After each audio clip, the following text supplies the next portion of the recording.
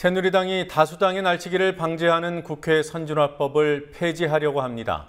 야당이 합의해 줄 리 없기 때문에 헌법 소원을 추진하겠다고 합니다. 전국의 새 불씨가 될 전망입니다. 세월호 유가족들이 삼보일배를 했습니다. 경찰이 막아서자 제자리에서 비까지 맞아가면서 몇 시간 동안 절을 했습니다. 현장 취재했습니다. 어제 대한변협을 항의 방문했던 전직 변협 회장들 중에는 박근혜 대통령이 정수장학회 이사장을 할 때 이사를 맡았던 인사도 있었던 것으로 확인됐습니다. 관련 내용 보도할 예정입니다. 오늘 뉴스옥에서는 세월호 특별법과 관련해 새누리당 지도부가 엉겹결에 드러낸 본심을 포착해 보도합니다. 9월 2일 화요일 뉴스K 잠시 후에 시작하겠습니다.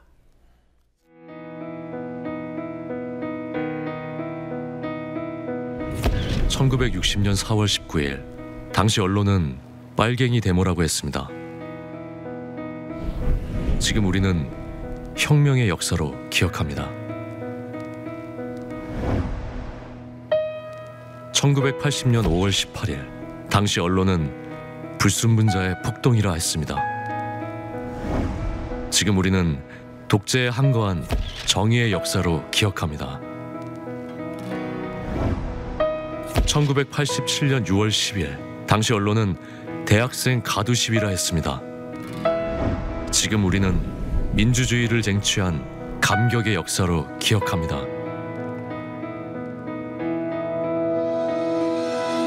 백 없고 돈 없는 노동자, 서민, 학생들이 스스로 타올라 역사를 만들었습니다. 현실은 다시 타오를 것을 요구하고 있습니다. 아니, 이미 타오르고 있습니다.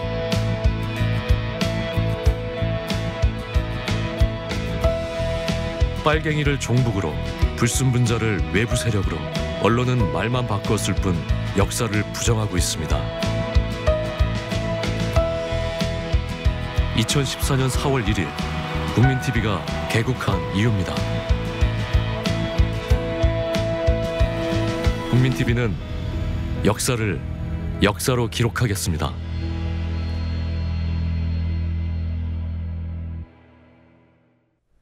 세월호 유가족들이 빗속에서 삼보일배를 벌였습니다.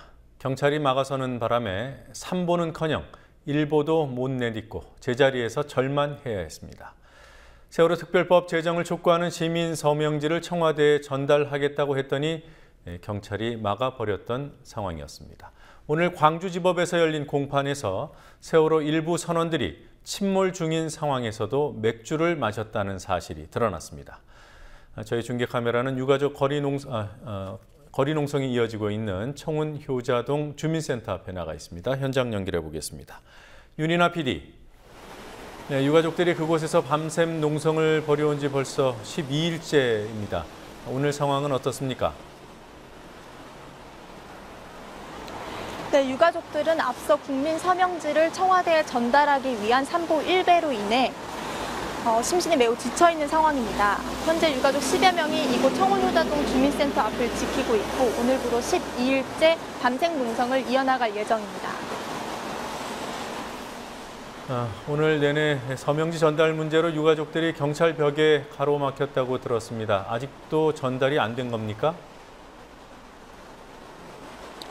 네, 서명지는 청와대에 전달되지 못했습니다. 세월호 희생자 유가족들은 광화문 광장에서 출발해 청와대까지 삼보일배로 이동하고 그 이후에 국민 서명지를 전달할 계획이었지만 경찰에 의해 가로막히면서 서명지 전달은 이뤄지지 못했습니다. 오후 1시 30분경 시작된 삼보일배는 광화문 광장을 벗어나지 못한 채 4시간 30분가량 제자리에서 이뤄졌습니다. 오늘 삼보일배에는 유가족 50여 명과 일반 시민 70여 명이 동참했습니다. 지난 7월 15일 유가족이 청원한 특별법 제정을 지지하는 350만의 국민 서명을 국회에 전달한 데 이어 오늘 추가로 받은 135만 부의 서명지를 청와대에 전달할 예정이었습니다. 하지만 경찰이 유가족들의 삼보일배를 신고되지 않은 행진이라는 이유로 불허하자 유가족들은 오후 6시까지 한 걸음도 나아가지 못한 채 제자리에서 절을 했습니다. 우리 애들을 지켜주셔야 되는 거 아니냐고요? 왜 여기 서서 이러고 계시냐고요? 네?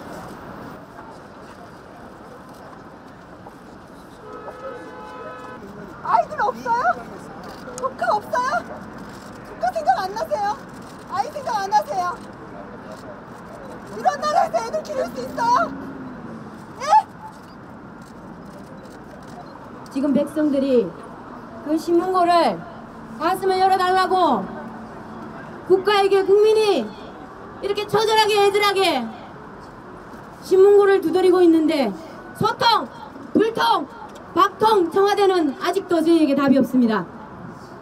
마지막으로 우리 아이들이 외쳤던 말은 엄마였을 겁니다. 엄마였을 겁니다.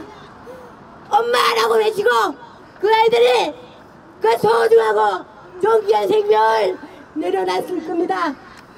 이렇게 비비린내나게 처절하게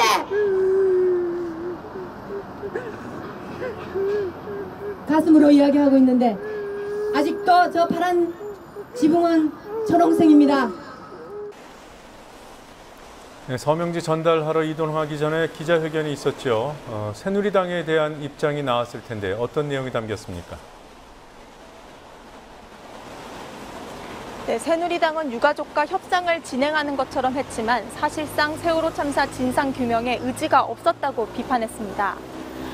또 새누리당이 배후 조종 세력과 반체제 세력 등 외부 세력 개입론을 제기하며 여론을 호도하고 있다고 비판했습니다. 새누리당 이노근 의원이 김용호 씨의 주치의의 신상 정보를 서울시에 요청한 것에 대해 국회의원이 직접 신상 털기에 나섰다고 말했습니다. 가족대책위는 대국민 호소문을 통해 유가족들은 단식과 노숙을 하며 대통령을 기다렸지만 대통령의 발길은 다른 곳을 향하고 있다며 국민에게 진상규명을 위한 특별법 제정을 위해 함께 해줄 것을 호소했습니다. 그때까지 거꾸로 우리들에게 너희들 마음대로 청와대에 파헤치려고 하는 거냐라는 막말을 서슴지 않고 있습니다. 무엇이 튕기길래 그렇게 지레 겁먹고 실질적으로 이 수사권과 기소권 주어지는 것을 반대하는 이유가 청와대 때문이라고 우리 앞에 직접 실토를 하는 그런 모습을 보면서 참담함을 그칠 수가 없습니다. 이제 며칠 뒤면 온 국민의 명절인 추석입니다. 국민 여러분, 저희는 이 명절을 사랑하는 자식이 없이 그 죽음의 진실을 밝히려 이 자리를 떠나지 못할 것입니다. 오늘 광주에서 열렸죠. 공판 소식 알아보겠습니다. 세월호 일부 승무원들이 침몰 때도 술을 마셨다. 이게 사실입니까? 네, 사실입니다. 세월호 기관장과 1등 기관사가 사고 직후 구조를 기다리면서 술을 마신 사실이 드러났습니다. 오늘 광주지법에서 열린 세월호 승무원 15명에 대한 재판에서 1등 기관사 손모 씨는 당시 흥분된 감정을 진정시키기 위해 캔맥주를 마셨다고 진술했습니다. 또 손 씨는 이준석 선장이 퇴선 명령을 하지 않은 점 등에 대해 직무유기라고 비판했습니다. 그러면서도 기관사로서 승객 구조 조치를 하지 않은 점에 대해서는 판단 착오와 기억나지 않는다고 진술했습니다. 일반인 유가족들이 어제 기자회견을 한 데 이어서 오늘은 보도 자료를 내놨더군요. 오늘은 어떤 입장을 밝혔습니까? 네, 세월호 참사 일반인 희생자 유가족들은 오늘 보도 자료를 내고 생계의 어려움 때문에 여야 합의안을 받아들였다는 비방을 중단해 줄 것을 촉구했습니다. 이어 여당의 입장을 지지한다던가 보상을 바란다는 등 일반인 유족의 뜻을 왜곡하는 행태에 대해 실망을 금치 못한다고 밝혔습니다. 일반인 대책위 정명교 대변인은 여야 합의안은 유가족들이 보기에 부족하지만 계속해서 지체되는 것보다는 받아들이는 게 낫다는 게 우리의 입장이라고 국민TV와의 전화통화를 통해 밝혔습니다. 정 대변인은 특별법 제정이 늦어지면 처벌받아야 할 사람들은 다 빠져나갈 것이라며 현재 국민들의 관심과 지지가 있을 때 특별법이 시행돼야 한다고 말했습니다. 일반인 대책위는 어제 기자회견을 통해 진상조사위 특검 추천권을 일반인 희생자 유가족에게도 동일하게 줄 것을 요구했습니다. 사실상 다수의 유가족을 아우르고 있는 단원고 가족대책위를 향한 요구였습니다. 이에 대해 가족대책위 김병건 위원장은 제대로 된 진상조사 방안에 대해 진전이 없고 특검 방식도 정해지지 않은 상황에서 특검 추천권 논의는 이르다고 말했습니다. 오늘 참여연대 옥상에서 퍼포먼스가 열렸지요. 참여연대 옥상이면 청와대가 육안으로 보이는 곳 아닙니까? 네, 그렇습니다. 참여연대 관계자들은 오늘 청와대가 한눈에 보이는 참여연대 옥상에서 청와대를 향해 유가족을 만나라고 외쳤습니다. 또 참여연대는 세월호 노란배 입기 캠페인을 벌였는데요. 특이한 점은 최근 화제가 되고 있는 아이스 버킷 챌린지 방식을 차용했다는 겁니다. 시민단체 관계자들이 노란배를 접고 유가족의 의견이 반영된 특별법 제정을 촉구하며 3개의 시민단체의 후속 행동을 제안하는 방식입니다. 참여연대는 후속 행동 대상으로 환경운동연합, 경제개혁연대, 민주사회를 위한 변호사 모임을 지목했습니다. 지금까지 청운효자동 주민센터 유가족 농성장에서 국민TV 뉴스 윤인아입니다.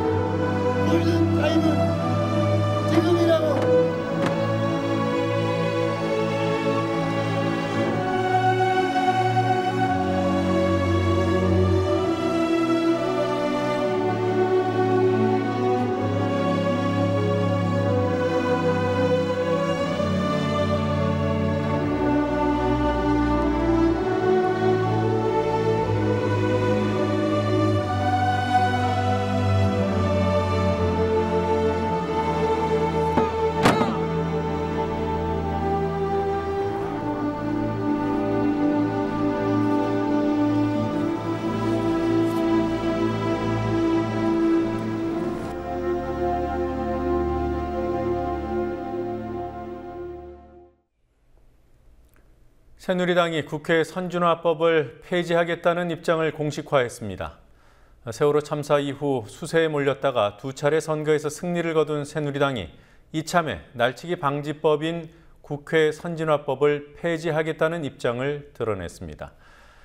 야당의 입지가 매우 좁아졌는데도 선진화법 때문에 자신들이 국회를 주도하지 못하는 답답함도 깔려 있습니다.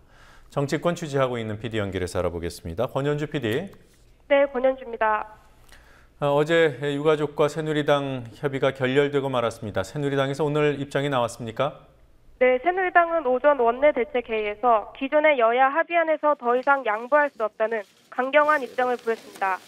이완구 원내대표는 유가족들 간의 의견이 다른 부분도 있고 외부 조력하는 분들도 있고 해서 의견이 통일되지 않아 대화하는데 어려움이 있다며 유가족들이 일관된 입장을 보이지 않아 협상 진전에 어려움이 있다는 뜻을 내비쳤습니다.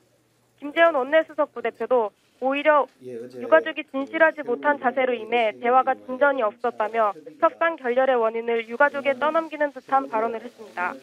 김 원내수석 부대표는 일부 언론의 전언이라며 유가족이 협상에서 기선을 제압하려는 의도로 회의장을 떠났다는 주장도 했습니다.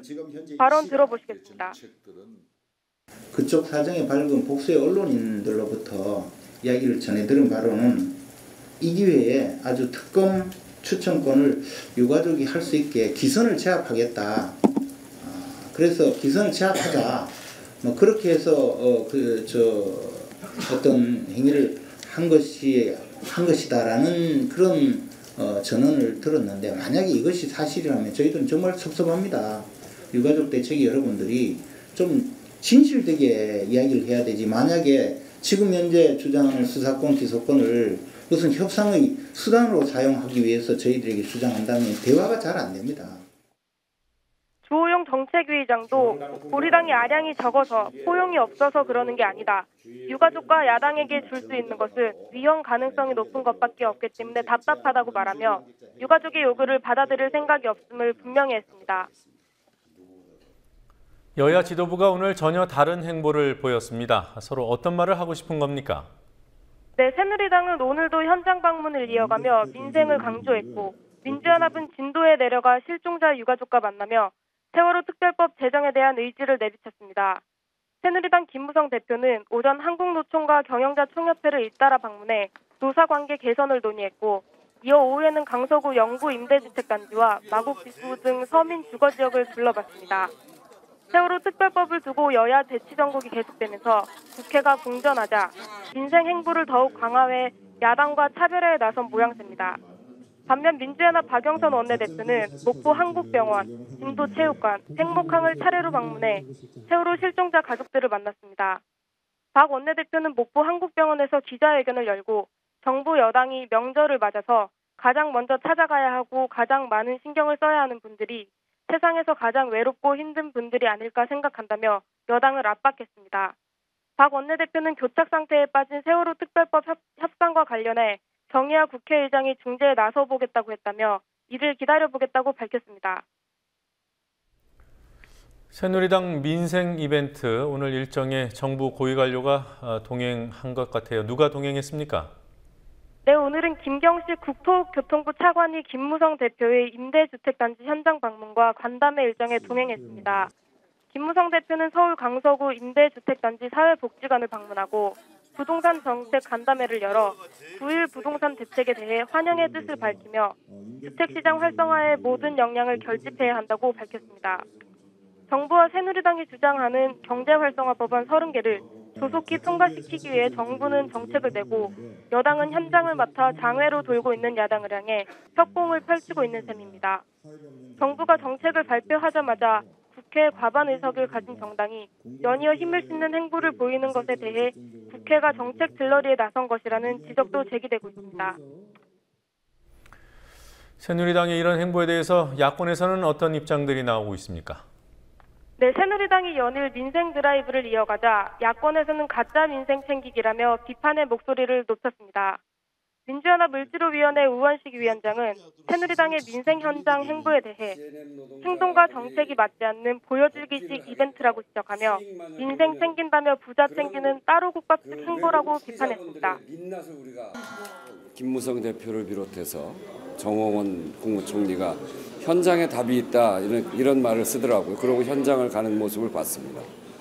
근데 그 현장을 가는 곳은 시장을 가서 자영업자들을 보고 또 어려운 사람들 찾아가는 건데 그러면 거기에 맞는 대책이 나와야 되는데 지금 내놓은 정책 무슨 민생 법안 30개 법안이라고 내놓은 걸 보면 3부 정책이에요. 부채 주도 성장, 부동산 주도 성장, 그다음에 부자 특혜 주도 성장. 그러니까 부자들, 부동산, 부채 이런 것들을 만들어서 이 지금의 경제난을 극복해보자고 하는 아주 엉뚱한 그런 제안들을 하고 있고 도대체 어느 현장을 가는 건지 이렇게 정책으로 담보되어지지 않는 현장은 이벤트성 현장이고 국민들한테 보여주기성 현장이죠. 정의당도 정부가 우선 통과해야 한다고 주장하는 경제활성화법 30개에 대해서 민생 살리기나 경제 활성화와 대부분 무관하다고 주장했습니다. 정의당 심상정 원내대표는 오전 기자회견을 열어 정부와 여당이 1%에게 특혜를 주는 가짜 민생 법안을 내놓고 있다며 99%를 위한 진짜 민생 법안을 제정해야 한다고 강조했습니다. 그러나 최대의 민생 현안이자 국가적 현안인 세월호 특별법에 몽리를 부리는 새누리당의 행태는 집권 여당으로서 기본적인 도리와 책무를 방기한 것으로서 민생의 최대 걸림돌임을 지적하고자 합니다.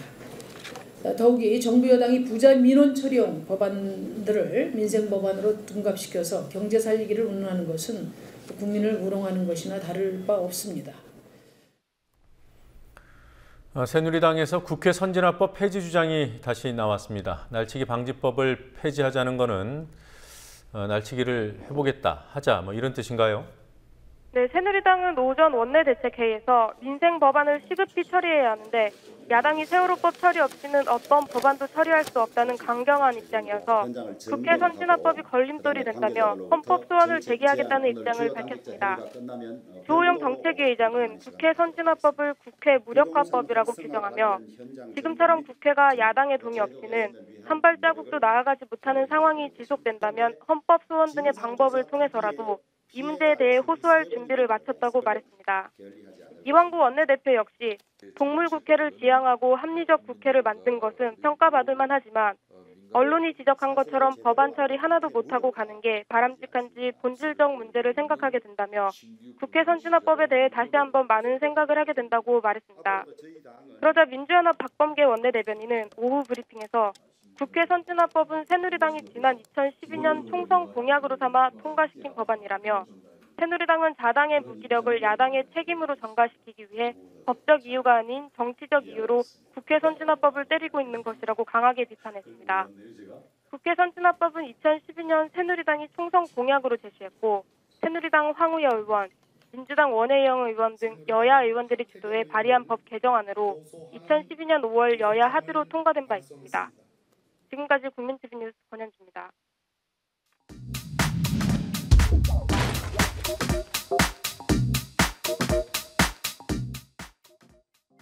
지금도 이해할 수 없는 그 얘기로 난 핑계를 대고 있어.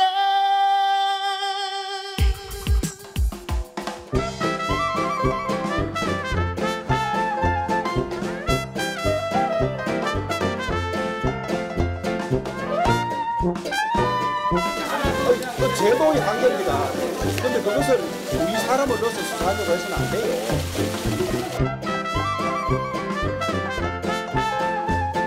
새누리당의 많은 일사 법률가들이 계십니다만은 현재 진상조사위원회가 있고 특별검사도 이렇게 있는데 이 문제를 현재 논의되고 있는 그 입장에서 본다면 혹시 위헌의 소지도 있다. 라고 하는 것이 법률가의 입장이기 때문에 저희들이 무슨 아량이나 포용력이 없어서 이것을 해결 못하는 것이 아니고 헌법 체계라든지 형사법 체계 관계되는 그런 것들 때문에 저희들이 하지 못하고 있다는 점을 좀 이해를 해주시면 좋겠습니다.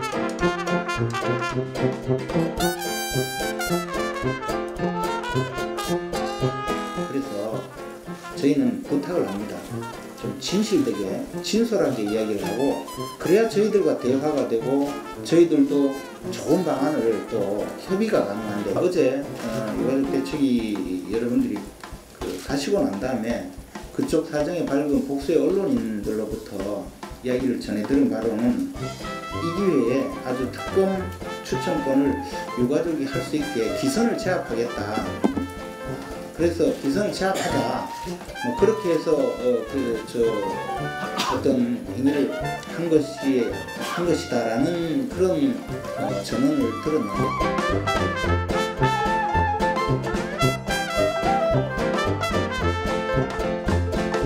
그다음에 그 과정에서 얼핏 말씀이 나왔습니다만은 여당이든 청와대든 어디든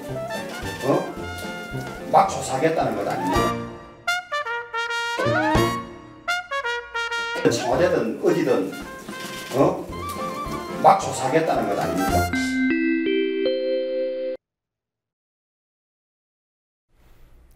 어제 뉴스K 뉴스를 마감하면서 대한변호사협회 전직 회장들의 일부 이력에 대해 말씀드렸습니다. 대한변협이 만든 세월호 특별법안이 편향됐다고 지적한 전직 회장들에 관한 내용이었습니다. 좀 더 구체적으로 보도하기 위해 오늘 보충 취재를 했습니다. 어제 대한변협 항의 방문에 나섰던 한 전직 변협 회장은 박근혜 대통령이 정수장학회 이사장일 때 이사를 했던 것으로 확인됐습니다. 김지혜 PD가 취재했습니다. 어제 오전 대한변호사협회 사무실에 전임 회장들이 방문했다는 소식이 지상파와 종편을 가리지 않고 비중 있게 보도됐습니다. 방문자 4명을 포함한 전직 변협회장 7명이 수사권 기소권이 담긴 대한변협의 세월호 특별법안이 편향적이라고 지적했다는 내용이었습니다. 방송뿐 아니라 보수신문들도 대한변협의 원로들이 현 집행부를 항의 방문했다며 특별법에 대한 공세 강도를 높였습니다. 하지만 대한변협의 편향성을 지적한 전직 회장들의 이력에서 오히려 편향적인 면면이 엿보입니다. 어제 변협 사무실을 방문했던 천기흥 전 회장은 박근혜 대통령과 인연이 있습니다. 2000년대 중반 천 전 회장이 정수장학회 이사를 지내던 때 정수장학회 이사장은 당시 박근혜 한나라당 대표였습니다. 천 전 회장의 보수 성향은 고 노무현 대통령에 대한 탄핵안이 가결됐을 때도 드러났습니다. 대한변협이 탄핵안에 반대한다는 성명을 발표하자 천 전 회장이 회장을 맡고 있던 서울변호사회가 반기를 들었습니다. 지난해 초까지 대한변협 회장이었던 신영무 전 회장은 전두환 씨 일가와 친분이 있습니다. 신영무 전 회장이 창립한 법무법인 세종은 전두환 씨 일가의 법률 대리인을 여러 차례 맡았습니다. 전 씨가 법정에 나가 전 재산이 29만 원이라고 밝혔던 2003년과 차남 재용 씨가 세금 71억 원을 포탈한 혐의로 구속 기소됐던 2004년이 대표적입니다. 신 전 회장은 전두환 씨의 비자금 환수 논란이 일었던 지난해에도 전 씨의 자택을 방문해 자문을 해줬습니다. 올해 초에는 전 씨의 사돈기업에 사회이사로 영입됐습니다. 일각에서 신 전 회장이 이번 항의 방문을 주도했다는 주장도 나왔지만 본인은 이를 부인했습니다. 이진강 전 회장은 이명박 정부에서 방송통신심의위원회 위원장을 맡았습니다. 당시 방심위에 대해 정치 심의를 한다는 비판이 끊이지 않았습니다.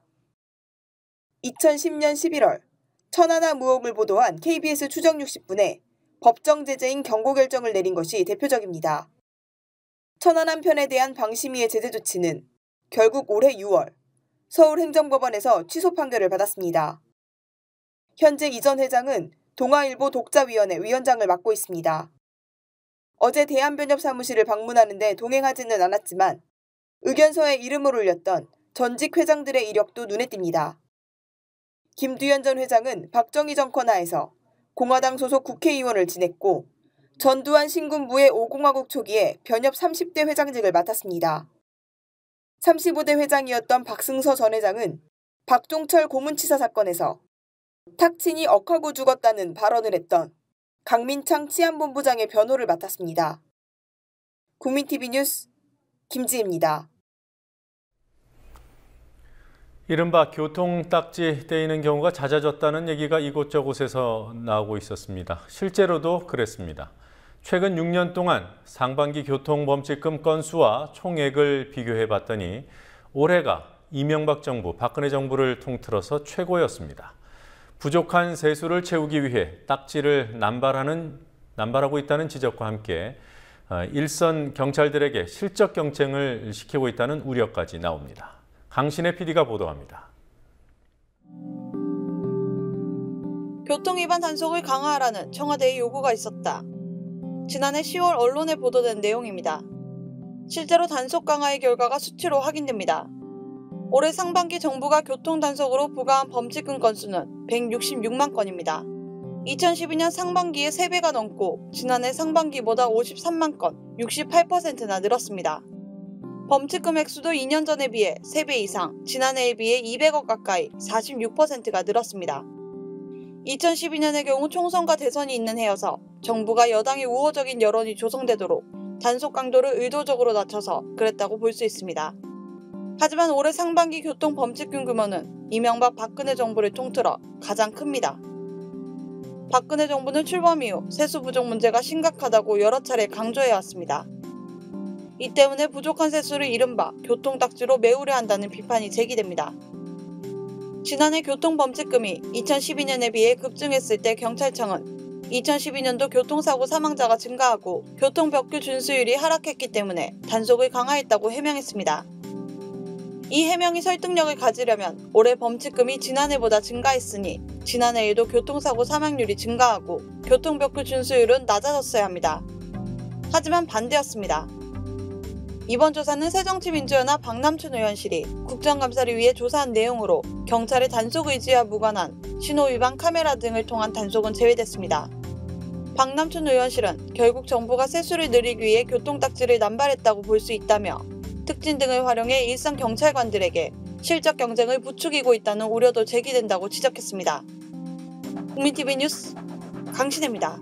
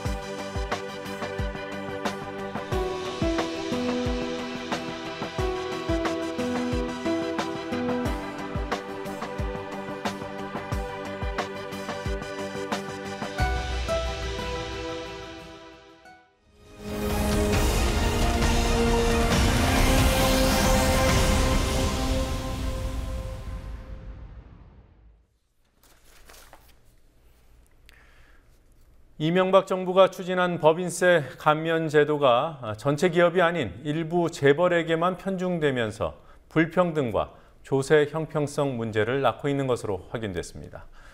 한국은행이 기업들에게 대출해주기 위해 발행한 돈이 13조 원을 넘어서면서 외환위기 이후 최대치를 기록했다는 소식도 들어와 있습니다. 오늘 주요 뉴스들 정리해 보도록 하겠습니다. 오늘은 노지민 PD 스튜디오에 나와 있습니다. 어서 오십시오. 안녕하십니까.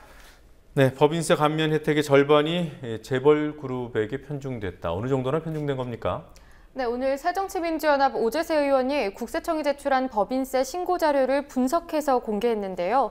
분석 결과 2008년부터 2012년까지 법인세 감면 혜택의 절반이 전체 기업의 0.3%에 불과한 재벌 기업에게 돌아간 것으로 확인됐습니다. 2008년부터 2012년까지 4년 동안 법인세를 신고한 법인들의 총 감면액은 40조 700억여 원입니다. 이 중 55.4%에 달하는 22조 1,800억여 원의 혜택이 전체 48만 2천여 개의 기업 중 0.3%에 해당하는 1,500여 개 재벌 기업들에 집중됐습니다. 오 의원은 이명박 정부가 기업 친화 정책의 하나로 밀어붙인 법인세 감세 혜택이 결국 극소수 재벌 기업에만 쏠려 조세 형평성을 저해한다고 비판했습니다. 네.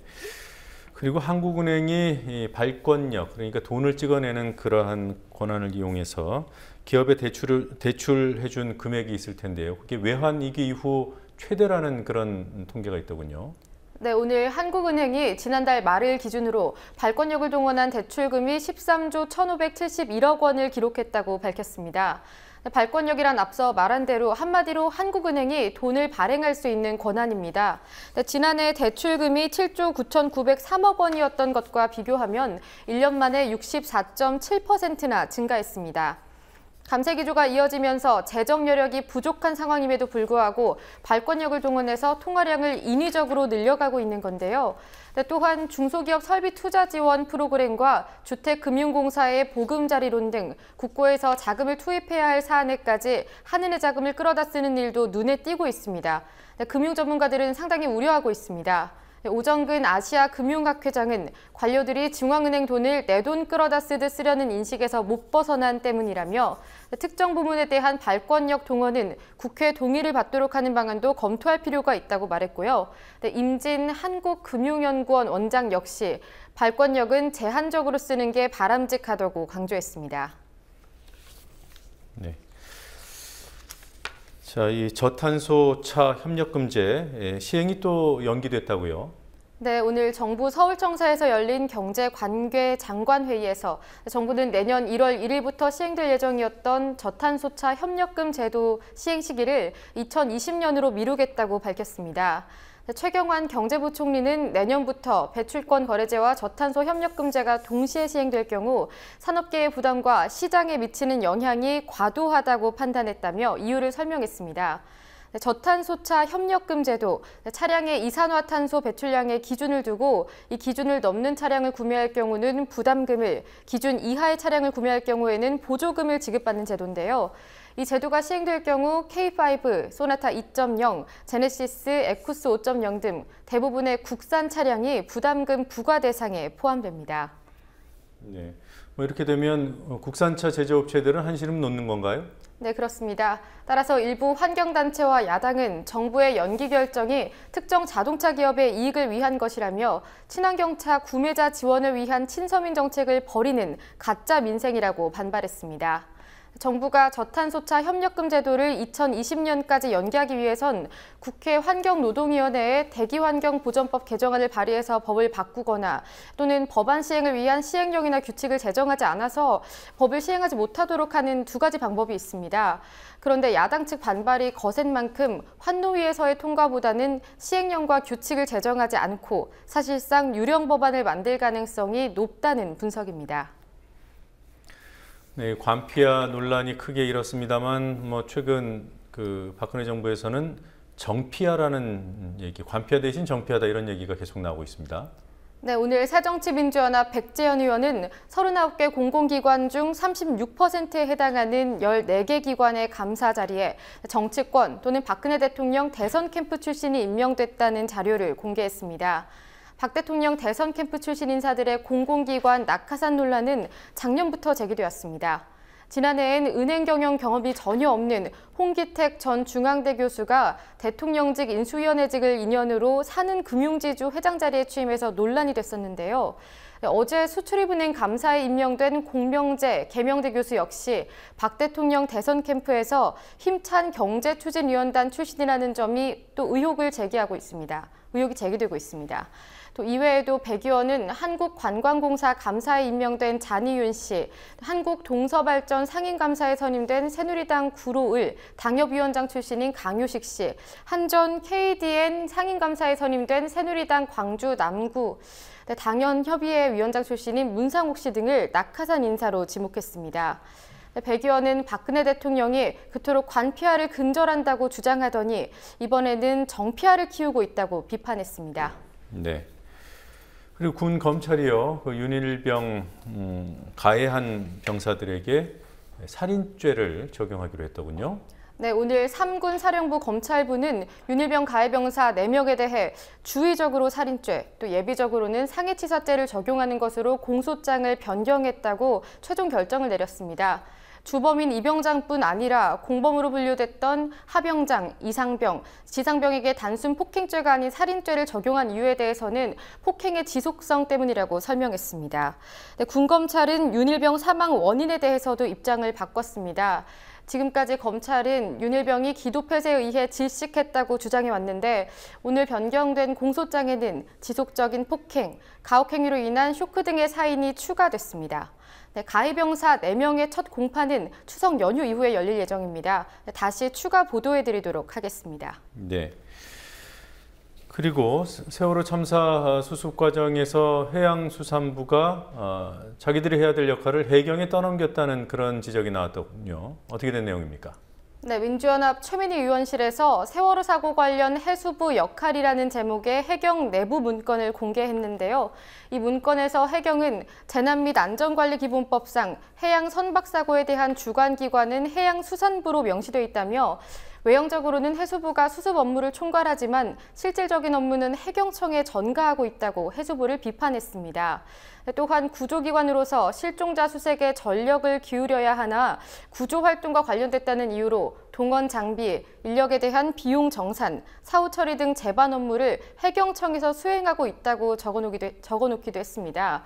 한마디로 해수부 때문에 구조 작업을 못했다는 불평에 근거가 있었고 또 부처 간 업무 떠넘기기 때문에 구조 작업에 차질이 있었다는 비판이 사실이었음을 드러내는 문건입니다.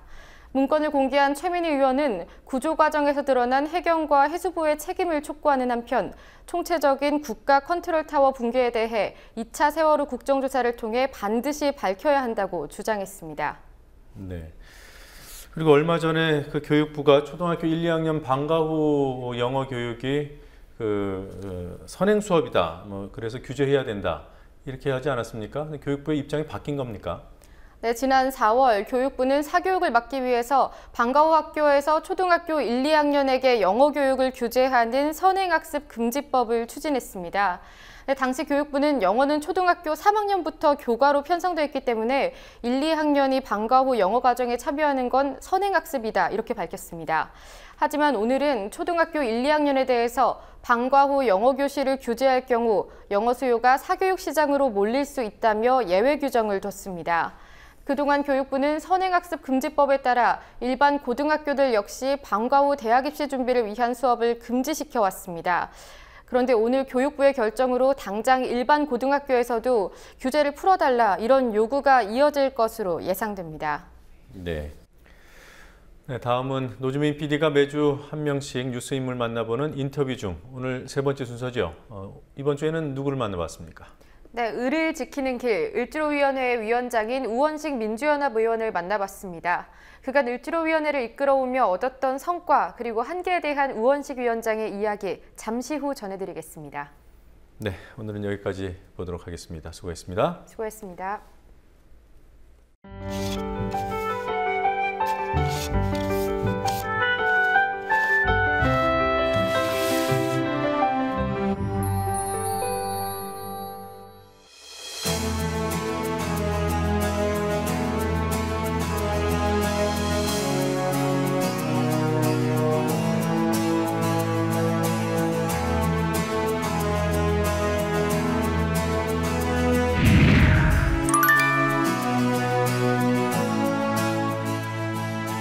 네, 지금 을지로위에서 노동 관련 활동 많이 하고 계신데 환경 분야 이력도 많으시잖아요. 상임위에서 환노위 활동도 하셨고 원래 환경 분야에 관심이 많으셨던 건가요?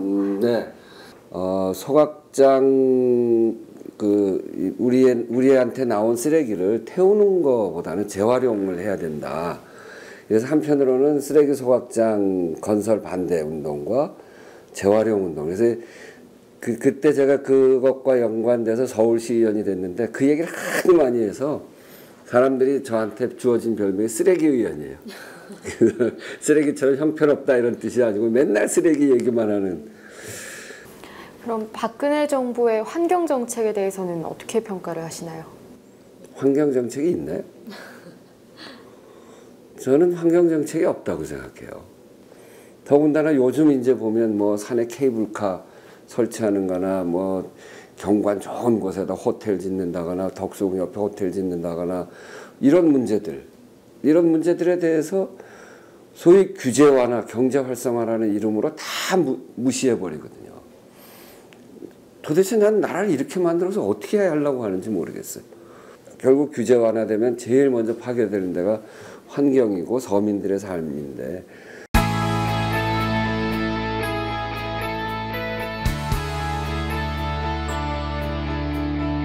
그럼 그동안에 이렇게 여러 현장을 거쳐 오셨는데 을지로위원회가 다녀간 그런 현장들에 어떤 변화가 있었다고 보세요?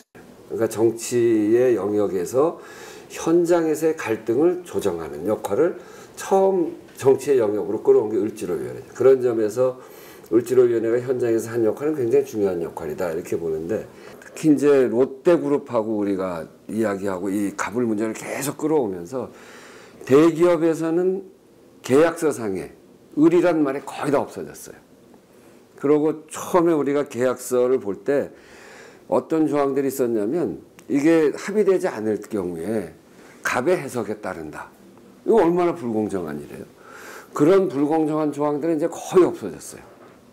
또 을지로위원회가 있었기 때문에 을들의 그런 고충들이 좀 이슈화되는 건 정말 좋은 효과가 있었다고 생각을 하는데요. 또 한편으로는 아쉬운 점도 있을 수밖에 없잖아요. 어떤 점이 가장 아쉬우셨어요? 이 회사가 부당함에도 불구하고 을의 이야기를 듣지 않을 때 회사에다 대고 그렇게 하면 안 된다. 니네 국정감사 부르겠다. 그럼에도 불구하고 회사가 끝까지 버틸 때는 우리 방법이 없어요. 우리가 행정력을 갖고 있는 데가 아니고 우리가 재판하는 데가 아니잖아요. 그런 것들 때문에 법을 만들어야 되는데 법은 또 새누리당이 또 그 수문장 역할을 해서 잘 못 고치게 하고 그러니까 야당인 새정치민주연합 그중에서 을지로위원회가 할 수 있는 역할은 해보려고 다 노력을 하는 건데 그중에 안 되는 문제에 대해서는 달리 우리도 특별한 방법을 갖고 있지는 못하다. 결국 그 문제를 해결할 수 있는 거는 법을 통해서 해결하는 거고 국회에는 이제 법을 제정할 권한을 갖고 있는 거고 그런 점에서 보면 이런 문제들을 좀 더 근본적으로 해결하려면 제1야당이 갖고 있는 힘을 을지로위원회에 다 쏟아야 됩니다. 그 을지로위원회가 야당이기 때문에 또 상대적으로는 소수이기 때문에 법안 통과가 어렵다는 말씀을 하셨잖아요. 예. 그럼 여당이랑 같이 이런 활동을 할 생각은 없으신가요? 네, 할 생각이 있어요.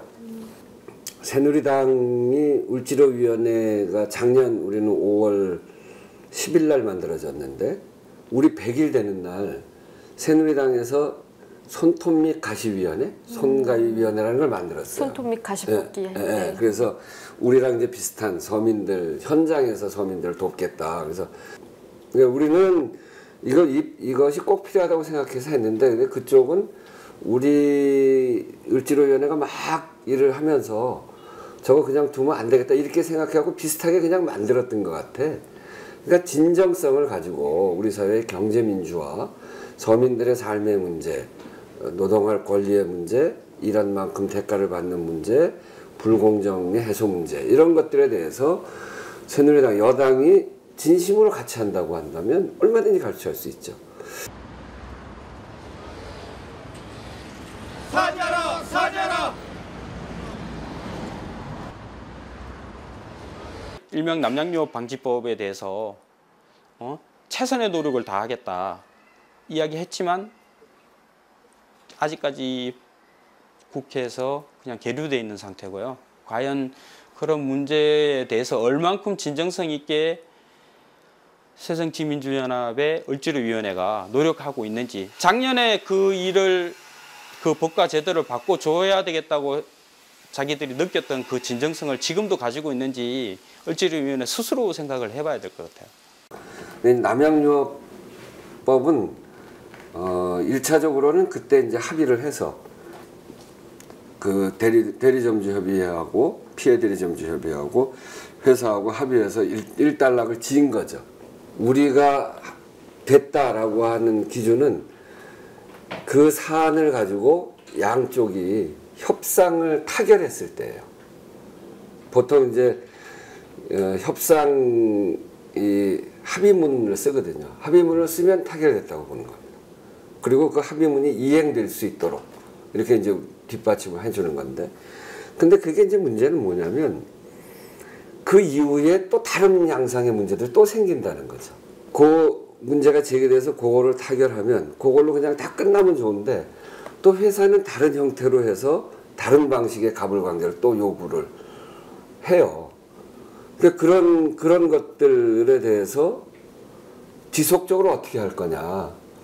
사실은 행정당국이 해야 될 문제입니다. 우리 국회의원들 한 40명 있는 위원회가 그 어느 회사 하나만 다룰 수 있는 게 아닌데 쭉 계속 갈 수가 없는 문제가 있죠. 그럼 앞으로 을지로위원회가 나아가야 할 방향을 좀 간략하게 말씀을 해주신다면? 우리가 갖고 있는 제한적인 힘을 가지고 어떻게 하는 게 이 사회에 더 큰 도움이 돼. 온 군데 다 있는 건데 이런 문제들이 어디에 선택과 집중을 할 거냐. 그런 문제에 우리가 지금 좀 있는 거고요. 여기 이제 더 가려면 당이 다 바뀌어야 돼요. 당이 자영업부, 그 다음에 지금 이제 노동 비정규직부, 그리고 재래상인부 이렇게 바꿔야 돼. 가계부채부, 그 을들한테 제기된 현장들 이걸 중심으로 주제별로 당을 현장에 맞게 바꾸는 개혁을, 난 당 개혁이 그런 거라고 생각해요. 당을 그렇게 바꿔서 현장에 맞는 당으로 만들어요. 지금 그거 할 수 있는 을지로위원회 하나예요. 우리는 당직자 100명이 넘는 사람들 중에 을지로위원회 당직자 4명 갖고 하는 거예요. 그러니까 여기서 한 단계 더 나가려면 당 전체를 이렇게 바꾸는 일이 우리한테 주어져 있는 과제.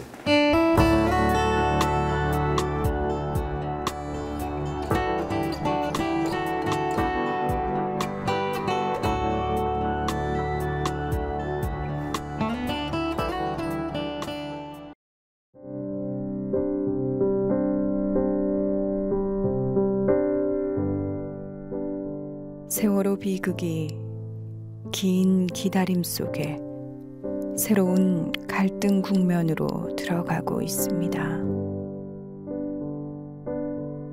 4.16 그 비극의 날, 우리 사회는 세월호 침몰에서 우리 사회의 맨 얼굴을 보았습니다. 부끄러운 알몸을 보았다고 해도 좋겠지요. 비단 여객선의 침몰뿐 아니라 안전불감증뿐 아니라 이익 앞에 사람의 생명과 존엄도 기꺼이 버리는 탐욕의 실체를 보는 듯 했습니다. 경악과 슬픔, 그리고 회한의 아픔을 말하는 이들이 많았습니다. 대통령도 예외가 아니었습니다. 국민적 애도가 있었던 거지요. 그리고 국가개존이 혁신이니 하는 근본 개혁의 수사가 넘쳤습니다.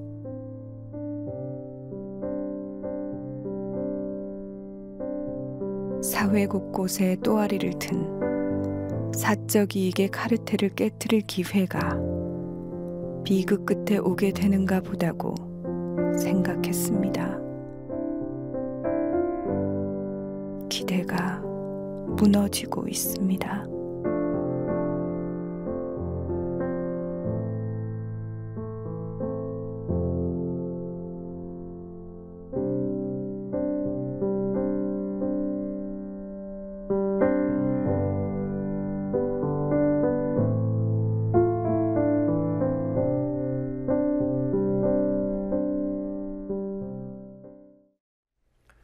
어제 뉴스 마무리하면서 퀴즈를 하나 냈습니다만 정답을 모른다는 분들이 많았습니다. 대한변협 전 회장들이 세월호 유가족 돕고 있는 현 집행부 항의 방문한다는 기사를 어떤 언론사가 가장 먼저 보도했냐는 퀴즈였습니다. 퀴즈 앞부분에 힌트가 있었지만 부각이 안 되었던 모양입니다. 이진강 전 회장이 동아일보 독자위원회 위원장이라는 게 힌트였습니다. 새누리당의 이노근 의원이라고 있습니다. 민주연합 문재인 의원이 단식을 벌이자 웃기는 초선이라고 했던 인사입니다. 그가 세월호 유가족 김용호 씨의 주치의에 대해 노조 경력과 당적 등 신상 정보를 요청한 사실이 확인됐습니다. 김 씨 주치의가 소속된 병원이 시립이라서 정치적 중립 여부를 따지기 위해서 그랬다고 하지만 정부 여당의 미운 털 박힌 사람에 대한 신상 털기라는 비판이 나오고 있습니다. 이노근 의원은 국회의원이 그런 정보도 요구하지 못하냐고 항변합니다. 국회의원식이나 돼서 왜 그런 정보나 추적하고 있냐고 되묻고 싶습니다. 이 의원이 말하는 정보 요구 권한이 국회의원에게 있는 것 맞습니다. 식칼은 요리사가 줄 때 주방 도구지만 깡패나 아이가 주면 흉기가 됩니다. 뉴스K 마치겠습니다. 내일 뵙겠습니다.